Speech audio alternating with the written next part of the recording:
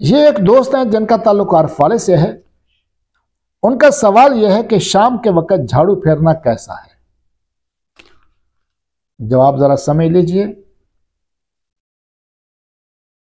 इसमें हमारे बड़े हिंदुओं के अंदर मिलजुल करके रहे हैं।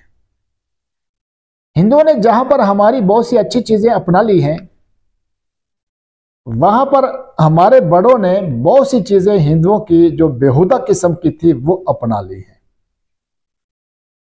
और हम भी उन गलत रसूमात को छोड़ने के लिए अभी तक आमादा नहीं हुए।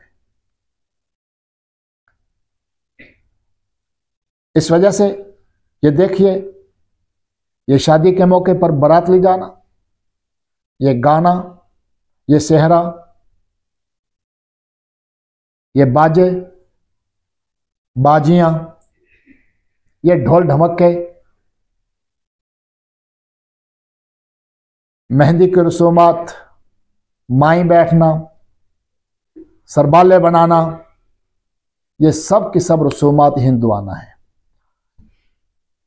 उन्हीं रसूमात के अंदर एक रस्म यह भी है हिंदुओं की, बल्कि उनका ये अकीदा है कि शाम के वक्त अगर झाड़ू फेरेंगे तो झाड़ू फेर जाएगा, यानी कारोबार तबाह हो जाएगा।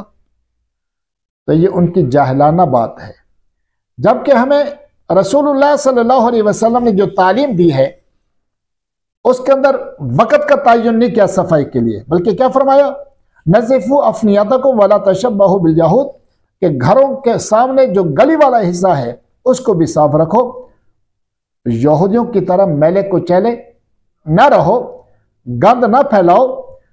इसके लिए किसी वक़्त का तयन, बल्कि दूसरी जगह पर अत्तहुर शत्रुल ईमान, सफाई सुथराई पाकी, इसको निसफ ईमान करार दिया है। इसलिए जब भी कोई गंद वगैरह कोई चीज हो फौरन क्या झाड़ू फेर लिया जाए। बाकी अगर झाड़ू फिरेगा तो उन पर फिरेगा जिनके एतकाद जाहिलाना है।